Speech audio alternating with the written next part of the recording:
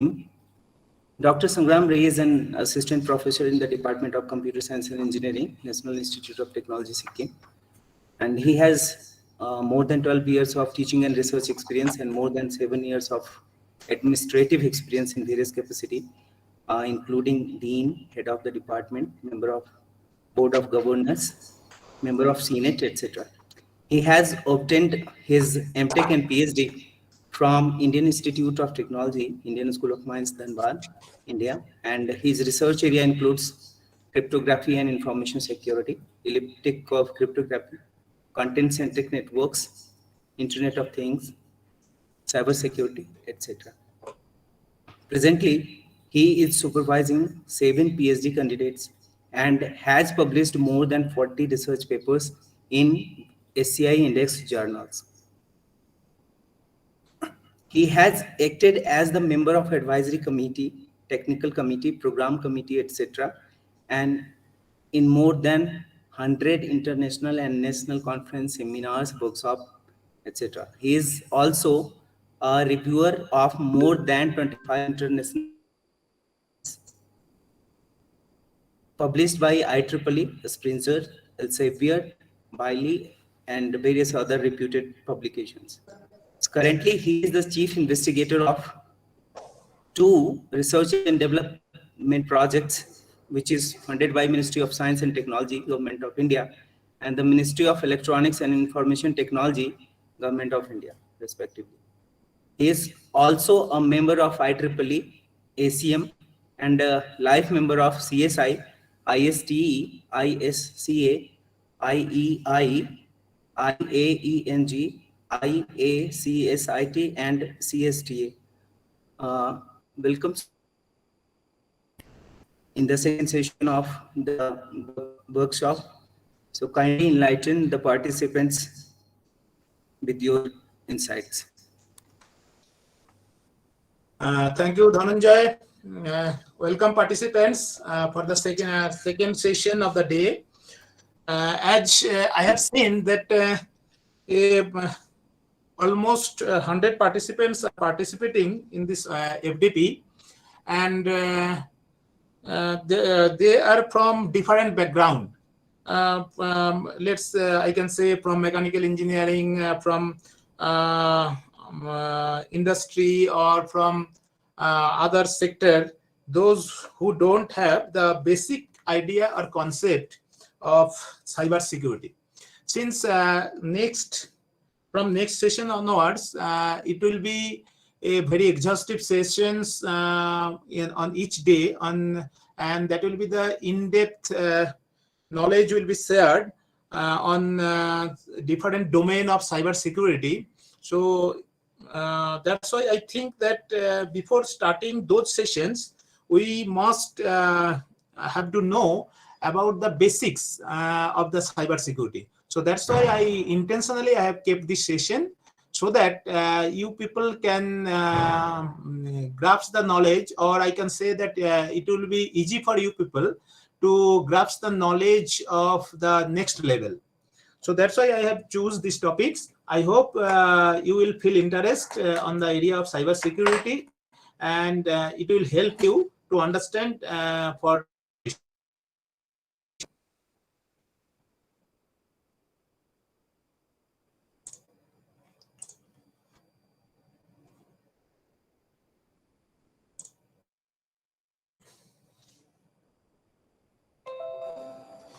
Is it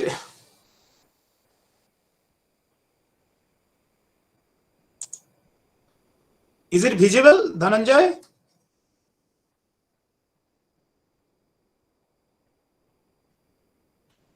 My presentation is visible? Yes, sir. Yes, sir. Okay. So at first we have to know that what is cyber security, because at present what I can say, each and every movement of our is based on the online activities, starting from the morning to sleeping in the night. In between, we are spending lots of times to internet or in our mobile phone. and for each and every activities we are using several kinds of websites, several applications to perform our daily tasks. So that's why we must have to know that what cyber security means, because I can say that there are so many people means almost 70% people basically in India, those who are using the mobile phone, they are not aware of that about cyber security. We are receiving so many instructions from several organizations whose websites or whose applications we are using, that never that you must have to be aware, or you must have to maintain some basic ethics or basic rules to be a sincere user in the internet domain. But maximum times we are very casual and very careless, and that's why we are facing so many problems. Nowadays, whenever you will open or you will open any newspaper, definitely you are getting that any news means at least one news is there that some theft has been happened due to some hacker or due to some unknown persons asking for OTP, and that OTP has been given, or some link has been sent to mobile phone in terms of getting prizes, etc. And the people are clicking on that link, and sometimes as a result they are losing their money. So many news are coming day by day, and we the people or the common man are facing these kind of problems due to the unawareness. So that's why I choose that each and every people must have to be aware on these topics, and in that purposes also we are also recording our each and every sessions in YouTube, so that you people will also can visit it whenever you people think so. So before beginning, I am just introducing that what cyber security means. So in general, I can say that the cyber security means the protection of digital information against unauthorized disclosure, transfer, modification, or distraction, whether accidental or intentional. See, whether accidental, it may be happen due to any kinds of accident or failure, or intentional. Some persons is there who are intentionally asking your information and doing cyber attacks or cyber threats. So now, what the digital information means? Now, that means we can say that in terms of cybersecurity, we can say that that will be the security of cyberspace. So cyberspace means that may include both, means the information systems as well as the networks, the communication channel. Information systems means the devices, maybe the mobile phone, maybe the desktop computer, maybe the laptops which you people are using, and the networks, that means the communication channel or the internet connectivity by which you people are communicating each and every systems. So that means we can say that cybersecurity is the security of information system and networks. Now, security means what we are doing. Now, security means we want there is a goal of protecting operations and assets. Operations means whatever the activities we are doing there, and the assets. Assets means the devices, the systems. So from here we can say that cybersecurity is the security of information systems and networks with the goal of protecting operations and assets. Now, security against what? Security against in the face of attacks, accident, and failures. In the face of attacks, accidents, and failures. So we can conclude that cybersecurity is the security of information systems and networks in the face of attacks, accident, and failures with the goal of protecting operations and assets. Now, in which terms we want to represent the security? Now, in scenario, we can say that security means the availability, integrity, and secrecy. Availability, integrity, and secrecy. That means finally we can conclude the cybersecurity is the availability, integrity, and secrecy of information systems and networks in the face of attacks, accidents, and failures with the goal of protecting operations and assets. So you may consider this sentence as a definition of the cyber security. So overall, the cyber security represent this thing only. So next, we will say that why we have to know about the cyber security, because the several cyber attacks already performed. Several cyber attacks already performed in that in our scenario. Some of them I have listed here. Suppose Sercam, that was in that attack 2.3 million computers are affected, and the cleanup cost was $460 million, and we have lost our productivity of $757 million. So similarly, code red attack was there, love bug attacks are there, and in those kinds of attacks we have lost our huge property. So that's why, to protect those kinds of attacks, we must have to be aware. Just a minute.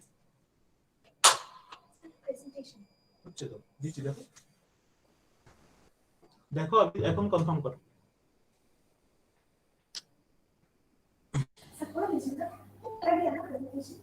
Presentation to full screen.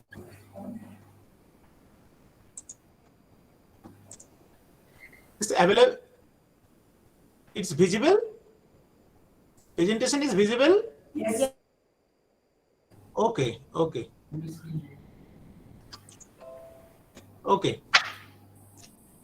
So, what kind of attacks we are nowadays we are facing? The common attack is the Trojan horse attacks. What is that? Now, this attack is activated when the software or attachment is executed. So basically, some attachment is sent to your to you in either any kinds of email or through WhatsApp or any kinds of link. And whenever you are clicking on that link, so that software will be automatically installed in your background of the devices, and it will fetch your information. Whatever you are doing, any kinds of activity, that all information will be kept, and that will be transferred to the generator of that link or generator of that software. So whatever the ID password you are entering, that can be directly transferred to that hacker, and they can misuse your information. So these kinds of attacks exist. Next is the denial of service attack. That is also a very common attack, where a hacker comprises a system and uses that system to attack the target computer, flooding it with more requests for services than the target can handle. So in a distributed denial of service attack, hundreds of computers are compromised, loaded with DOS attack software, and then remotely activated by the hacker. So each and every system, there is the capacity that how many requests or how many hits it can handle at a time. And if it will be over that, then automatically the system will be in idle state, and it will not be able to perform further. So that will be stop working. So these kinds of attacks is there. One more thing is the spamming attacks. That means sending email messages in bulk or junk email. I hope you people are receiving several junk emails, and that is moved to the spam folder, because that protection is already implemented in your email service provider. So these attacks is also exist. So these are the basic attacks which we are facing in our day-by-day activities. So that's why we have to, or we must have to inform or have to know about the basic security to protect the organization's ability to function, to enable the safe operations of application implemented on the organization IT system, to protect the data the organization collects and uses, and to safeguard the technology assets in use at the organization. So in our information security threats, you can see several information security threats are still there and exist. I have listed some of them. First one, that is a very important one, that is the act of human error or failure. So basically, the human beings are the major weakness of our security system, and any kinds of accidents or mistakes. Mistakes means you know that several mistakes we are doing. Suppose always we are receiving instruction that don't keep our ATM card and PIN number together. Means writing on the, don't write PIN number on your any paper. But since the human beings are forgetting in mind, so they are normally writing it in paper and keep the ATM and paper together. So we should not do that thing. Similarly, we should not keep write our password also. But so these kinds of mistakes we are doing, and whenever we are losing that copy or that paper, so automatically that, if that will reach to the wrong people, they can misuse it. So act of human error is there. That is the kinds of threats to information security. Compromises to intellectual property by piracy or copyright infringement. So that is a type of threats. Acts of espionage or trespass, that means unauthorized access or data collection, that is also a threat. Acts of information extortions, that means blackmail of information disclosure. Acts of sabotage or vandalism. Software attacks is also there, as I already discussed, in terms of viruses, ORMs, macros, or denial of services. Force of nature, that is also a threat of information security. In terms of fire, in terms of flood, in terms of earthquake, lightning, so that system can be destroyed. And quality of service deviation from service provider in terms of power services or one service issues. Technical hardware failures, that means equipment failure, because all are the systems, all are the hardware, so that they have the lifetime. So after they may fail, so you always must have to keep your backup.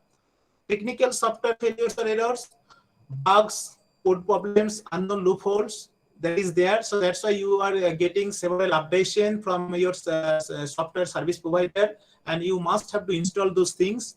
Frequently, you must have to update your software applications, okay, so that those bug problem or unknown loopholes can be eradicated. Technological obsolescence is there, because we should not use the outdated technologies. Normally, what happened now, we are just unaware about the updation, and we are just keep using the older version. So that is not good, and that is also a threat to the information security.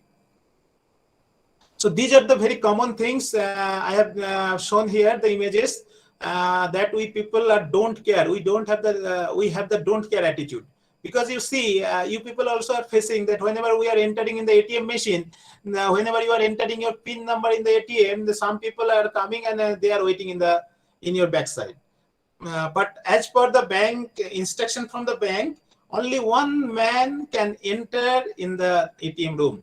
So whenever we are using the ATM machine, we should not allow other people to enter. If somebody is entering in your ATM machine, you directly request her politely, sir, please be out. Be out. Let me finish my work, and then you will enter. Okay, but normally we don't do these things, and we are hesitate. We hesitate to say that kinds of things, but that is not good. This is a threats to information security, cyber security. Basically, the attackers are just trying to use that situation. Especially, they are targeting the older people, the people who are not that much of confident or not that much frequent to use the ATM machine. So those people are targeting hacker are targeting those people, the situation, and to clone their cards or to exchange the cards or to know the PIN number, and later they are using it for their for. So that's why we must have to maintain those things. Similarly, you see that some entering the password. Some people, good people are always keep his face in different direction, but some people are aiming towards your keyboard. So you should not allow that things. So it is better that whenever you're entering, all the people who are present there, they please, I am going to enter a password, so please don't look at the keyboard. So that things we have to maintain. We should not hesitate. Whatever the close friends are there, but we should request politely. Okay, because sometimes that may affect some further loss or in your life, and you have to face. So that's why you must have to be serious on these issues. Other things is people are also there, those who can use other systems and compromises that system and use that system to attack the other system. So several hackers profile is also there. Those are available, or those people are roaming in the cyber world, and they are normally sending several kinds of information or invitation or some kinds of messages that they are in a problem or they are in trouble, need help need help urgently. So that kinds of things also we must have to avoid. Now next thing is that, so those things are the basic things that we must have to maintain. But irrespective of that, to maintain those things, there should be some kinds of policy awareness, training, education, and technology, so that all of the people will aware on those things. And to maintain or to achieve those kinds of security and means to implement those security in terms of any information systems or network. So the National Security Telecommunication and Information Security Committee model of the information security as the form of the CIA triangle. The CIA triangle means that C stands for the confidentiality, I stands for the integrity, and A stands for the availability. So this is called the CIA triangle. I have listed here. See, this is the CIA triangle, and all the information available in the cyber world, those are protected in the terms of CIA triangle. C is the confidentiality, I is the integrity, and availability. So here we can say that the confidentiality means whatever the information we are sharing or we are transferring through open channel or through internet, the data must have to be shared in confidential way. Shared in confidential way. That means the data must be transferred in encrypted manner. So data will, plain text will be converted into the ciphertext using some kinds of encryption algorithm, and that ciphertext, that means the unreadable text, will be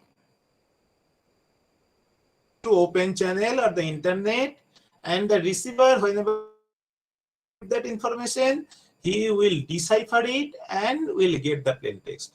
And in the meantime, if somebody will want to access that information, since that is in the unreadable state, that is in the ciphertext format, so he or she will not be able to fetch the original text or information. So that's why the data confidentiality can be maintained in that way.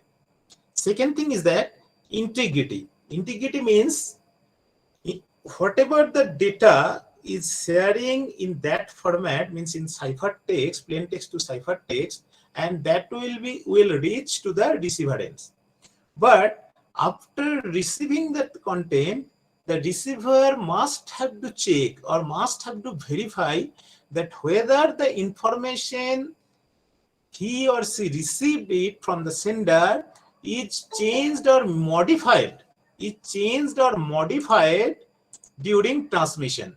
So he must have to, there should be a provision that the receiver will able to check that whether the information he provided during transmission or not.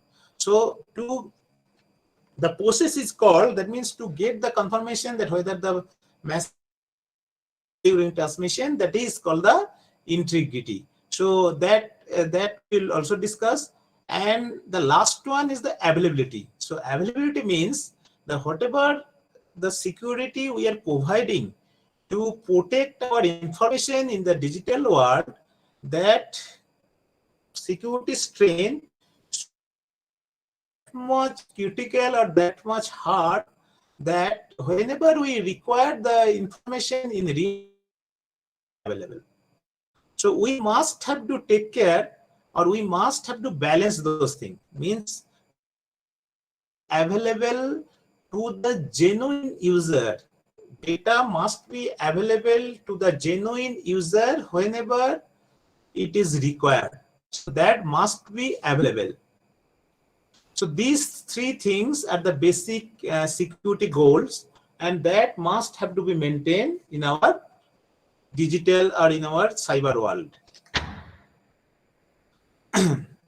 Next thing is that what are the dilemma? The problem that we cannot get away from in computer security is that we can only have good security if everyone understands what security means and agrees with the need for security.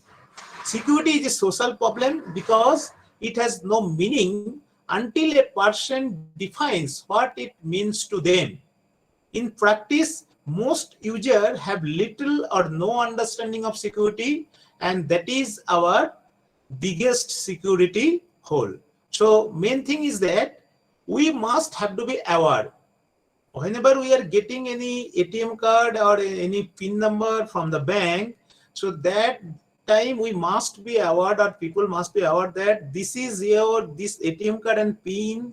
If somebody will get, so they can directly access your account and they can get the money, they can withdraw all of your money. So you must have to keep it secret. If any people will get both, they can access your account.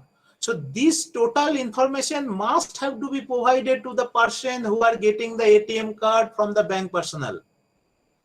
The people, the man, whatever the age of, and how much level he is careless, but whenever he will listen the whole scenario or whole incident, what can be happened if he will not be serious to keep it secretly. So whenever he will aware the whole things, definitely he will be very serious to handle securely the ATM card and PIN numbers. But the whole message never shared by the bank personnel clearly. So there should be the clear understanding to all people that what security means. Safely keep your password, safely keep your ATM card, PIN number, etc., etc. So total scenario must have to be explained to them. That means some kinds of training, some kinds of understanding must have to be provided. If we can achieve those things, so obviously we can get the more security, and these kinds of normal attacks or theft can be stopped. So that's why since users or the common man are not serious on it, so that becomes the biggest security hole. Every security problems has that questions it needs to answer first, that whom or what do we trust? Whom or what do we trust? On our daily life, we place some sort of technology between us and the things we don't trust. For example, lock the car, set the house alarm, give credit card number only to the cashier, etc. That means we must have to trust somebody also. We must have to trust somebody also. I am telling that you have to be serious. You have to be aware that which things you will, whom or what do you trust? Whom or what do you trust? That means the lock, whenever we are locking the car, we are trusting the lock. Okay, this lock will protect my car. So we are trusting on the lock. Same things, whenever we are providing our card number only to the cashier, because we are trusting the cashier that he will not copy or he will not cloning my card. So in some extent, in some in our information system, we have to trust on somebody also. So among them also, some persons, those who are trusting, sometimes they are also betraying and they are also providing our confidential information to others also. Normally they can't hide themselves. Normally they can be caught.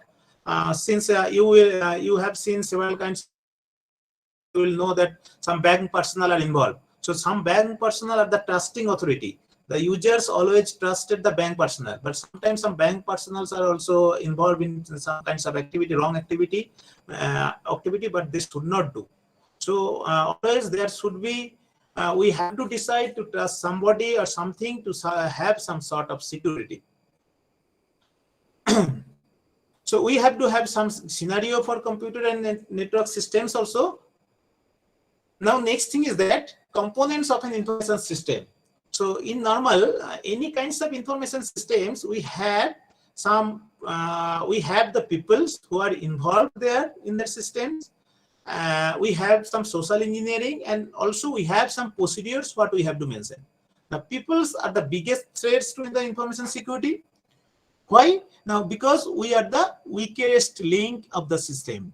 People are the weakest link in the of the system, because we are forgetting in nature. We are forgetting in nature, and sometimes we are serious, and sometimes we have the don't care attitude. So those things are also there. So that's why people are the biggest threats to the information security, and we must have to train all the people who are using the information system. We must have to train them that what you have to, you should do, and what you should not do. So that information must have to given to them. That kind of training must have to given to them. Next thing is the social engineering. It is a system that manipulates the actions of people in order to obtain information about the system, in order to obtain access. Normally, you see, whenever we are accessing our, let's see, the Facebook. I hope that all of you have Facebook account, and each and every activities we are just uploading there. Suppose I have a plan to make my holiday at suppose let's say Andaman. So I am before visiting in Andaman, I am just giving my updates in Facebook that moving towards a 3 nights holiday at Andaman, and some kinds of, or travel from New Delhi airport. These with family members, and these kinds of updates we are normally giving that kinds of activity, Twitter, Instagram, etc., etc. Now, just think about deeper way. Suppose some people, some thief or some dacoits are, they have the target. They are aware that that people are doing a good job and has a very good amount of monthly earning, and they has the very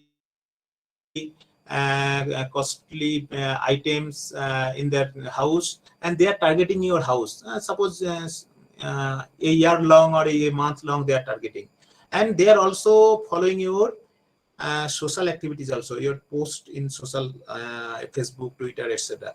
And whenever they will see that kinds of update, so they will be sure, okay, now this is the time to enter that house, because you have already given the update that you are leaving for 3 days holiday at Andaman with your family members.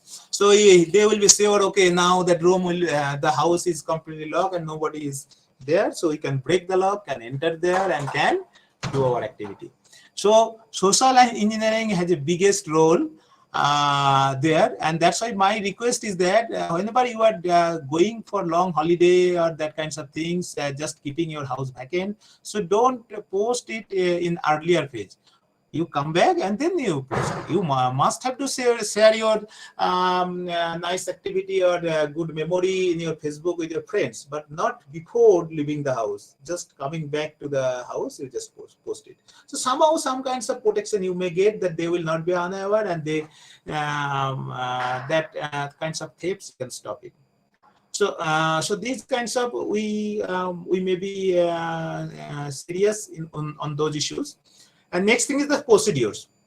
So they are written placing a specific task step-by-step description. So each and every information system, there should be some kinds of procedure which must have to follow by the users. you see, whenever we are doing any kinds of account creation or any kinds of accessing websites, always there is so normally we are not reading all the terms and conditions given there. We are just normally check that I accept the terms and conditions, and normally we are proceeds. But we must have to read those terms and conditions, because they are not only they have given their their working procedure, but also their information or instruction that how you have to handle those sites or handle those applications, that is also kept there. So you must have to follow those instructions. But normally, since that is too lengthy, and we are just bypassing, but we should not do. So that's why these three things, if we can handle properly, that means the people are getting trained. Social engineering we avoid, and we will handle it carefully. And procedures, if we can maintain, then we can easily provide the sufficient security to our information system. So normally this is the scenario of an information system. That procedures will there, hardware is there, software is there, and data are stored, and people are accessing that information system. So all those things must have to be handled seriously. If we can maintain all the terms and conditions, then there will be a very less chances to any kinds of cyber threats or cyber attacks. Please remember that any systems is that it will work as per your direction. So a system can be a subject of a crime, a system can be objective of a crime. So it will perform the tasks whatever the instruction will be provided. So if a system will be in the wrong hand in a hacker, so in that case the system will be a subject of a crime, and whenever a system will be subject of a crime, it will to attack another system becomes the object of a crime. So that will be totally in our way, the people's way, that how the system will be handled. Now, still here we have discussed about the lots of security issues, lots of policies, what we have to maintain to provide the sufficient security. Now, next thing is that access. So any information system, whenever we are accessing that system, it is important to realize that it is impossible to obtain the perfect security. Security is not an absolute. Instead, security should be considered a balance between protection and availability. That means what I can say, that means we must have to maintain the security, but that will not be that much level. Whenever you are locking your house, what you are doing, you are just locking your the house using maybe a single lock, maybe a double lock, etc. But if you will lock the locks, then it can provide you the security. But at the same time, it will take so much time to unlock the locks.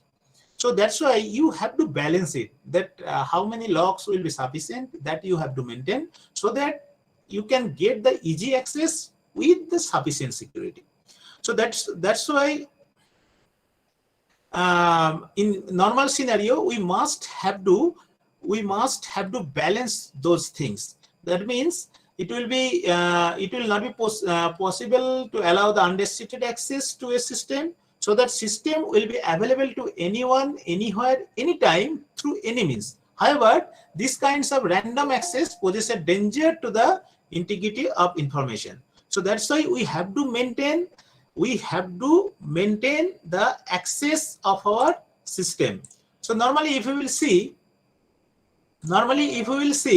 that in banking scenario, you will see that some people who are handling the single window or handling the customers, they have some level of security, and the bank manager have also some high level of security. So that levels is also maintained, means the people have the capability to access the system of hard level. They also must have to face some kinds of higher security verification.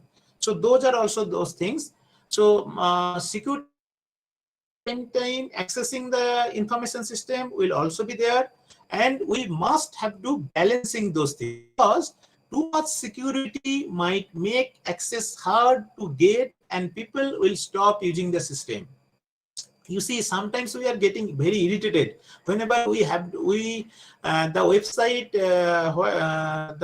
we want to access is asking so many information. Now you can see two-way authentication system is incorporated in almost maximum websites which are responsible for any kinds of financial transaction. So at first you have to provide the ID password, then some kinds of PAN number or Aadhaar ID or the combination of password like date of birth, etc. Then some kinds of OTP is coming. Again, you have to enter the OTP. So many phases of authentication is there before access.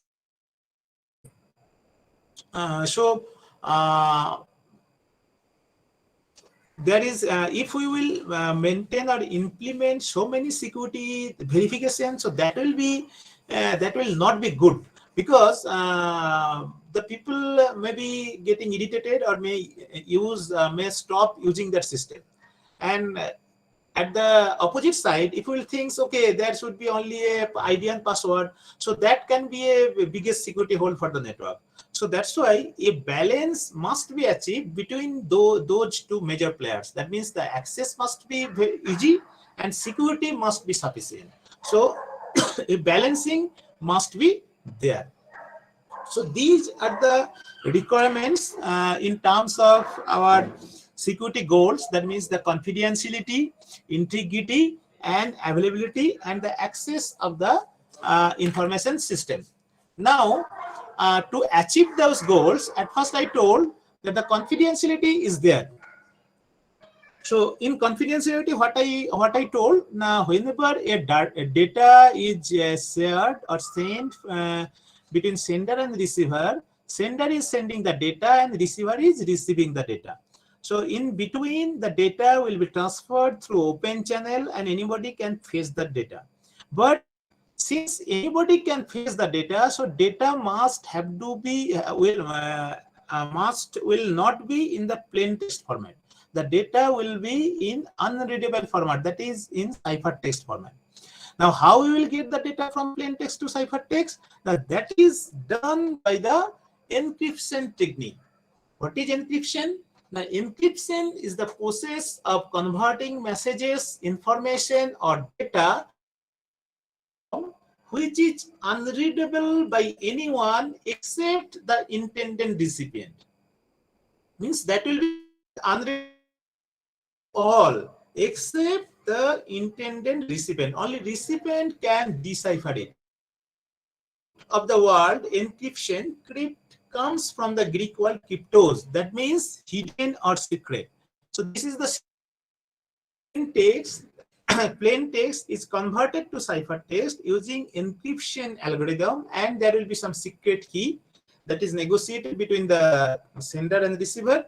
So the plain text will be converted to ciphertext, and that will be transmitted through open channel, and it will reach to the systems of the receiver, and the receiver will decrypt the plain text and will get the message. So in the meantime, since the receiver has only the key that is known to him only, so he can decrypt that using the decryption algorithm, using that key, and will get the plain text. Nobody else can decipher this ciphertext because they don't know the key. So this is the encryption decryption procedure, where the encryption algorithm is used to convert the plain text to ciphertext, and the decryption algorithm is used to convert the ciphertext to plain text.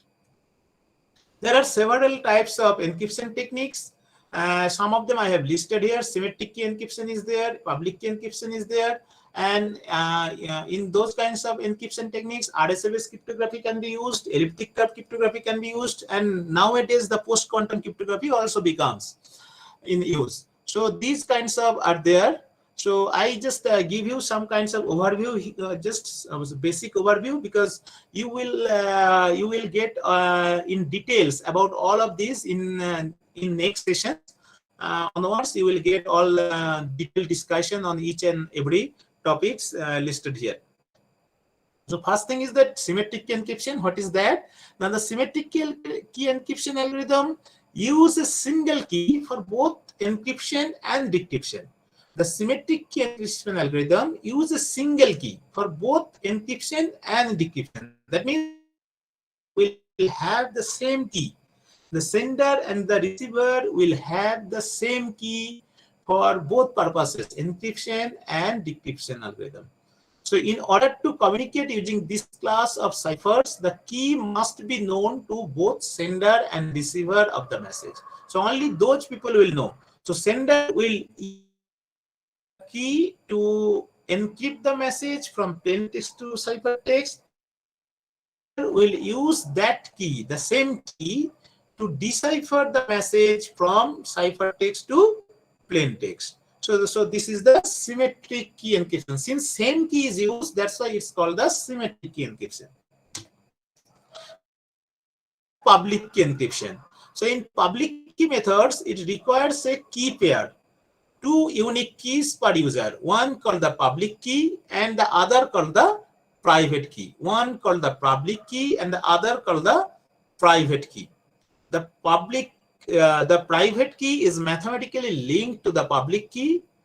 While public keys are published, private keys are never exchanged and always kept secret.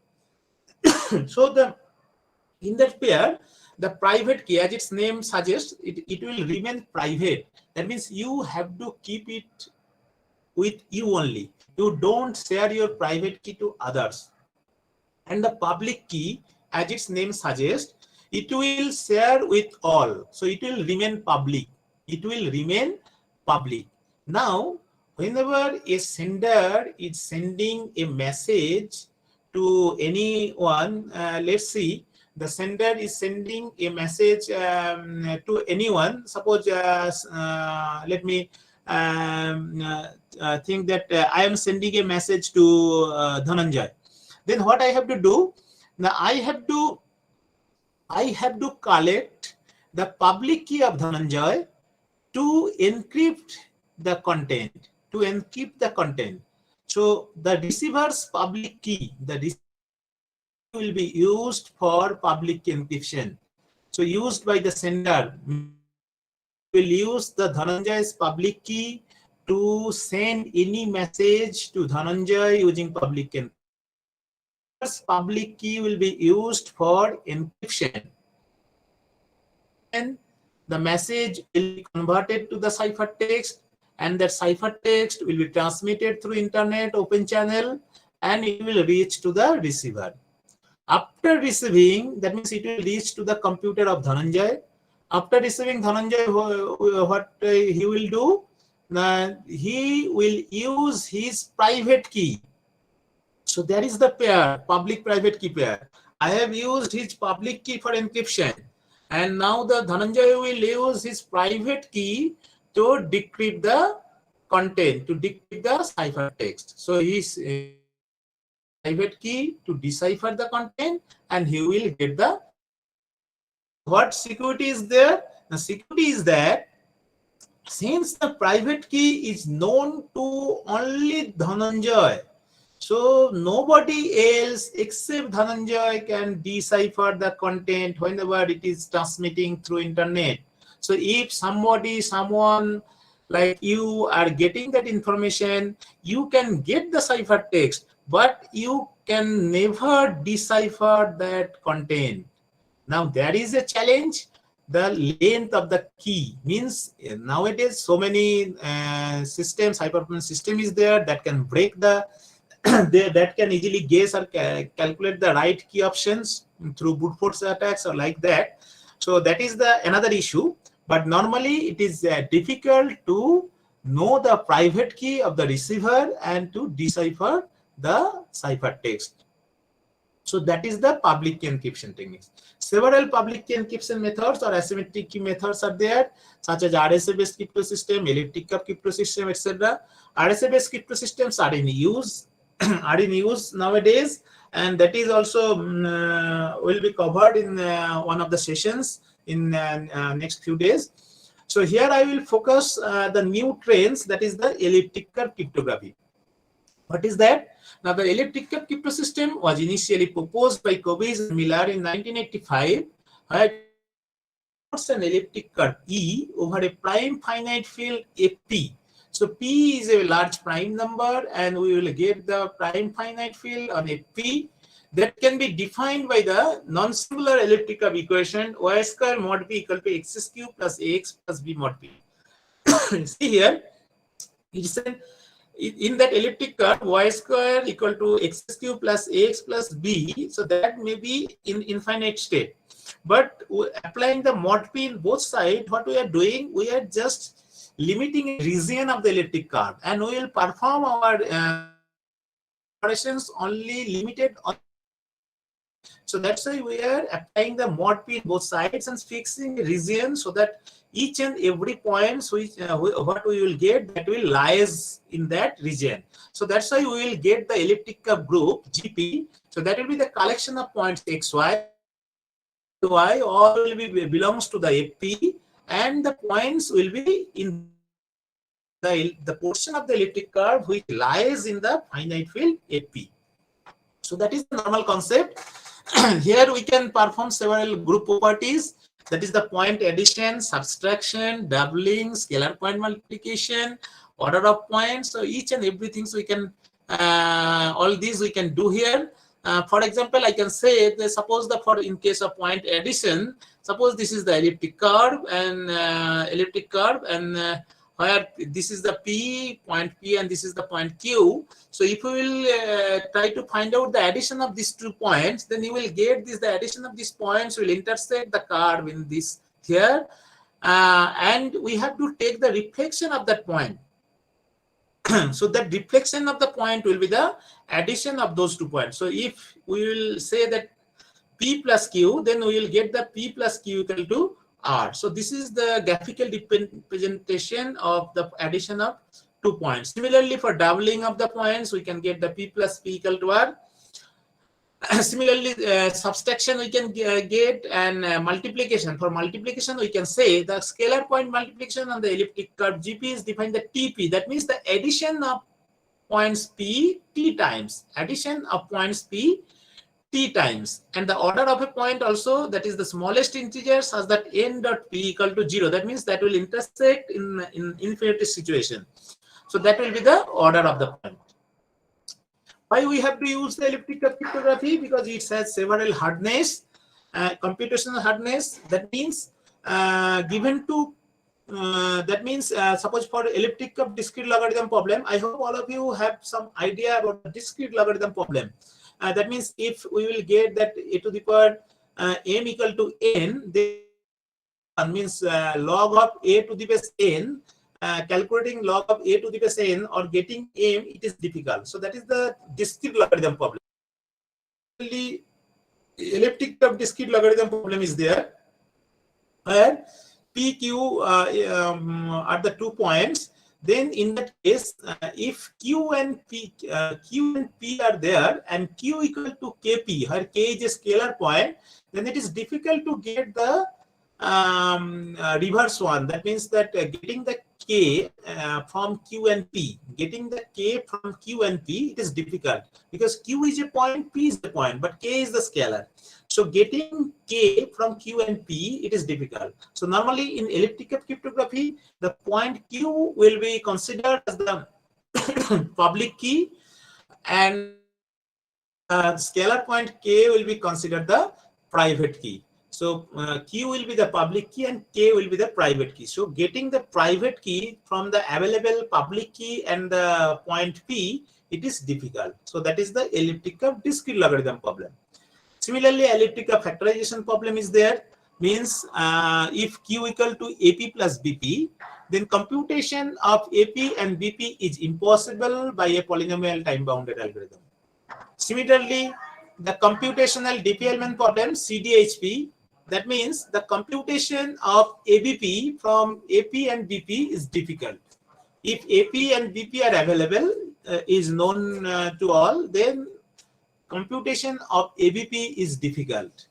And similarly, decisional DP-Hellman problem is also there. So these are not the problem. These are the computational hardness That means that is the hardness of security. Means that a normal system cannot get or cannot do those, solve these problems, cannot solve these problems in a polynomial time bounded algorithm. So these are the hardness, and that's why we must have to use.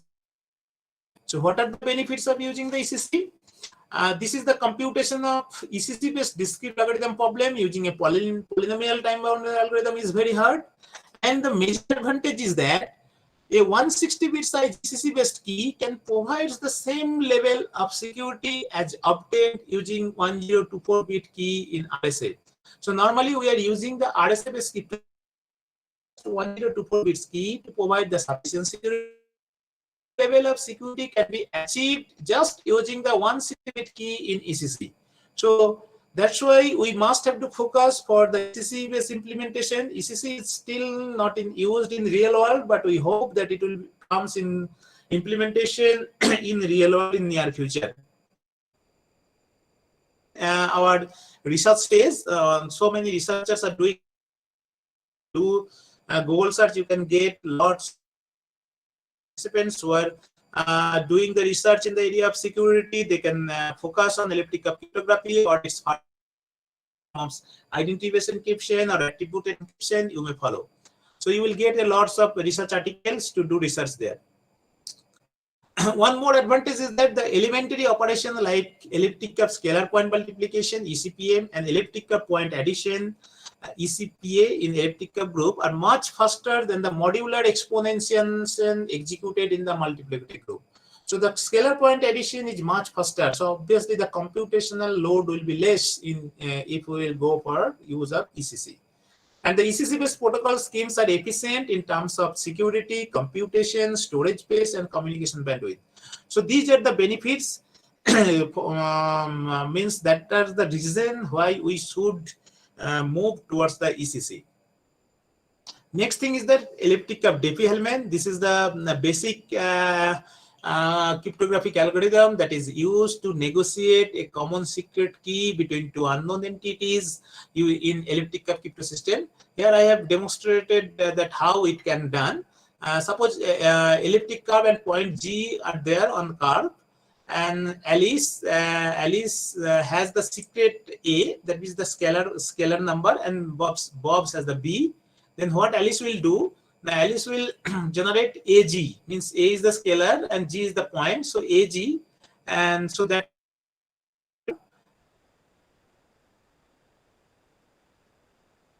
and BG will be the public for Bob.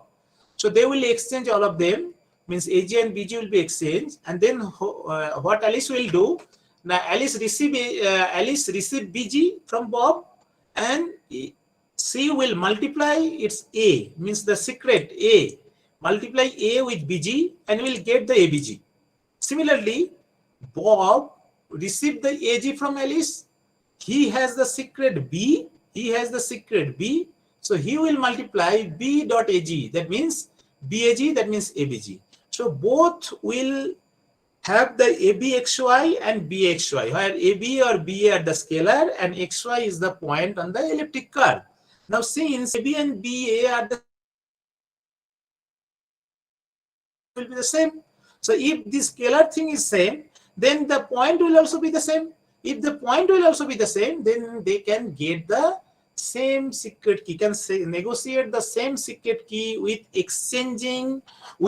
exchanging the secret key directly. So that means they are just sharing their contributory part of that secret key, not the whole part of that.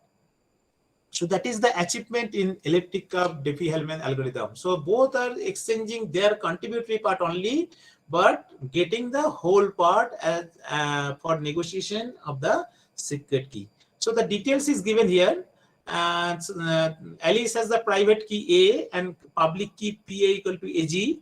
Bob has the private key B and public key PB equal to BG. Alice and Bob sends each other, means exchange their public keys, and both take the product of their private key and the other user's public key. Means Alice will use his secret key A and Bob's public key. Bob is using his secret key, means private key, and Alice public key, and both are getting the shared secret key ABG. ABG, both are getting the shared secret key ABG, means XY. G is the point. So ABG means ABXY. And since it's a point, it will have the coordinate, X coordinate and Y coordinate value. So both of them can negotiate that anyone, either suppose X coordinate value will be used as a secret key or Y coordinate value will be used as the secret key. So either KX or KY can be used the secret key. That means this key will be used for encryption, decryption purposes. The security of the ECC is mentioned here. That means to protect a 128 AES key, it will take in RSA key size, it's required 3072 bits, whereas in ECC it requires only 256 bits.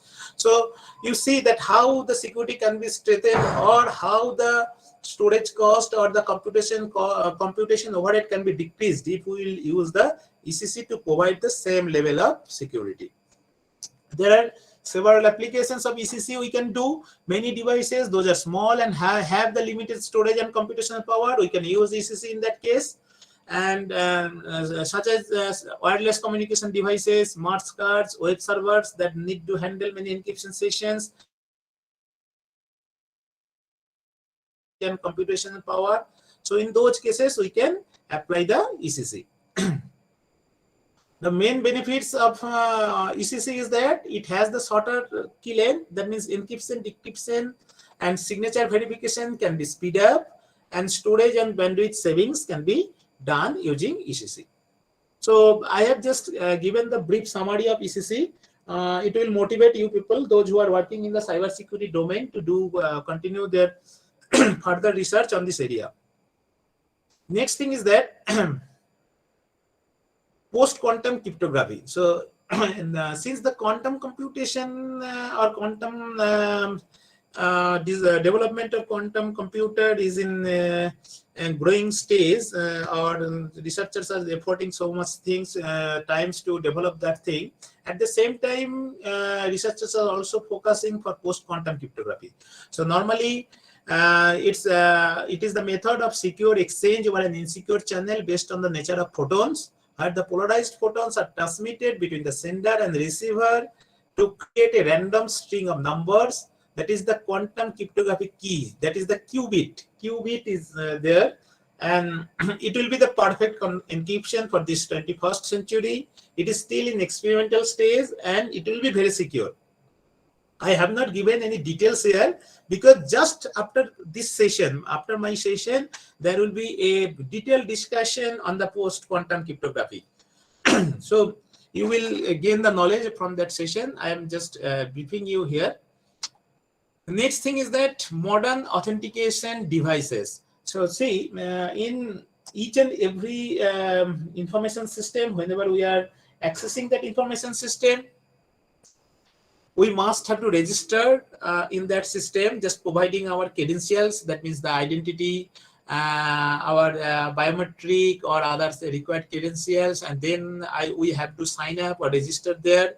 And after registration, we'll get the confirmation of registration. Whenever we will receive the confirmation of registration, at the same time, we are normally receiving our ID and password. ID and password or any kinds of tokens, to authentication tokens to for next time login or for next time verification, that that the people who have registered there, he is the genuine user. So authentication means you have to provide the sufficient information to the system that you are the genuine user. Genuine user means the registered user. So there are several types of authentication devices are available. Cryptographic accelerator, authentication token, sorry, biometric recognition methods, all are there. So normally, in case of authentication, in our normal things also, whenever we are accessing our any kinds of website, we are using or providing our ID and passwords, or we are providing our cards, any smart card or tokens to authenticate ourselves. So in terms of authentication also, it has the several kinds of level. That means Means if the security verification is lower, that will be in the lower level authentication. If so much parameters will be verified, that will be the higher level of authentication. For example, I can say that suppose whenever you are entering in your office, you have to show your iCard. You have to show your iCard to the security guard sitting there in the entrance of your office. So you have to show your iCard. So that means he just verifying your entitlement or your genuineness just using a single things, that is the single iCard. So we can in cryptographic scenario, we can say we can call the one factor authentication. That means only one factor is verified. That is, what is the one factor? That is the user has. That is the user has, means you has the identity card, and that is getting verified by the security card. And if it is genuine iCard, then he is allowing you to enter in the office. So that is the one factor authentication procedure. And the second thing, we can say the next higher level is the two factor authentication. For example, of two factor, that means here will be two factor. First factor is that user has, and the second factor is the user knows. First factor is user has, and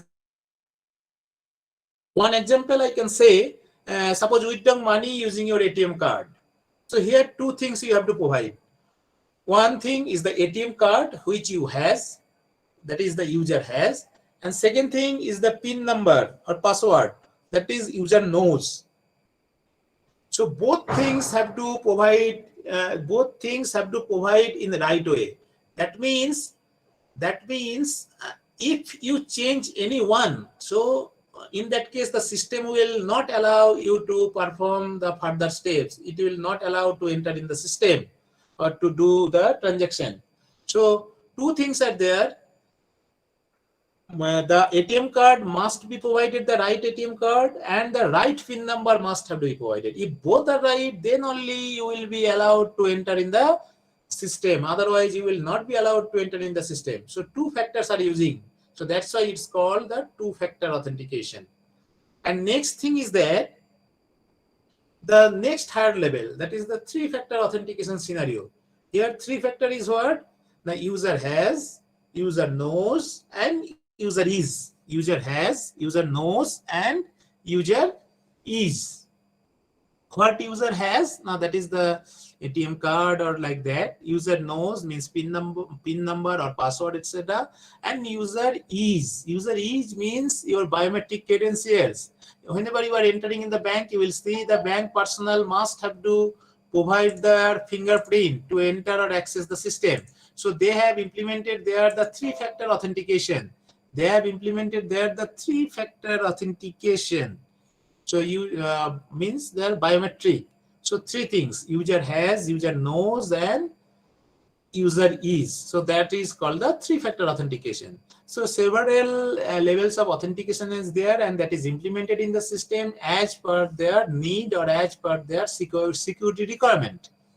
So several authentication tokens are there. I have listed here: PCI processor, credit card, RSA secure ID, fingerprint, optical voice or signature recognition.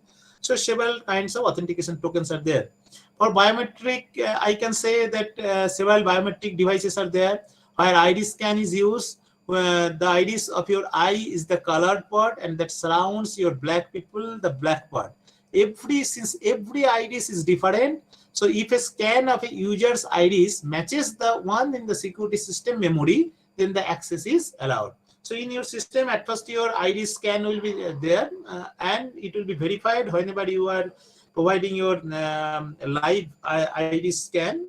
If both are matches, then system can verify it. One other thing is the voice recognition. So many researches is also going on the voice voice recognition. So through voice recognition device also you can be used as a factor of biometric. Other things are the fingerprint that can also use. So these are the several biometric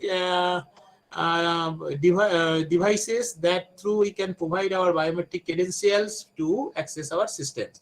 So basically these are the One more thing is that blood vessels. Blood vessels collection is also a type of biometric verification can be done. So it's normally some of the systems are using these concepts also. So these are the overall scenario about the several requirement and several constraints of providing the sufficient cyber security. So basically, I have just tried to enlighten you the basic views, and if we will see the challenges of adoption of cyber security, so we will see that language is a challenge, because in our country so many people are still there who don't know English, but whatever the instruction is providing by the bank or else, all maximum times the language is English. So language is also a type of challenge. Proper training should be there to train all the users, as I mentioned earlier, that whenever the ATM card is provided by the bank personnel should give the clear idea that why the person must secure, why he see not write the ATM the PIN number to any paper. So must have to provide the basic training to the user. But normally what it happens, the bank personnel don't have time to spend 1 minute or 2 minutes to each and every user, so they are just avoiding those things, just handing over the kit, and the people is also unaware and doing so many mistakes. So proper training must be there. Lack of skills obviously there. After getting the ATM card, if I am unable to execute the all process or understand the instruction given in the ATM, so it is difficult, and it will open the window to hackers to enter there. So that's why lack of skills is there. Cost, obviously, for each and every activities, whatever you will do, for maybe that is training purposes, maybe that is for incorporating new technologies, all of them, the money is needed. So cost is there. That is the limitations. Implementation difficulty is also there. Somewhere the power is not sufficient, somewhere the internet connectivity is not sufficient. So that is a type of difficulty. Lack of knowledge is also a difficulty. Technology resistance is also difficulty, and customers are not connected. Means still now so many people you will see, or so many customers are still available in the bank. Those who have not provided or linked their mobile number with the banking system. So that's why they are totally unaware about the transaction activities of his or bank account. So that is also there, and security audit is also there. Security audit is in terms of means providing sufficient security or deputing the security guards in the ATM machine. These are the some kinds of examples. So these are also there. So all are the list of challenges to get the sufficient security here. However, we can assume that since everything will be in cyberspace and that is connected by a hierarchy of computers, so we can achieve a sufficient security, since our cyberspace is a network of platforms. So we must have to provide the sufficient security to all the systems or cyberspace. But since you know that whatever the security techniques we will develop, someday we will develop some techniques, but again the hacker will design some other techniques. You see that we have to update our antivirus, or we have to update our skill day by day, because you see whenever we are installing our antivirus, the antivirus is totally workable, but some days later some attacks is coming, some new virus is coming, and again we have to update our antivirus likewise. So it is totally in developing in nature. The new virus will be developed, designed, and at the same time new antivirus tools will also have to be designed. So it will be always in growing in nature. So it will always, the development is needed. But still, as we understand from the Charles Darwin, that there is the survival of the fittest, and that is the most responsive to change. So always we must have to be aware and updated. That is the biggest need, that is the biggest challenge to us. Always we have to update our software, our systems, whenever we can get any kinds of update or instruction from the service provider of our software or systems. So that's all. I hope that you people have understand or get some basic concepts from this session, which will help you people to take it further or to understand the further sessions and to gain the knowledge in higher level.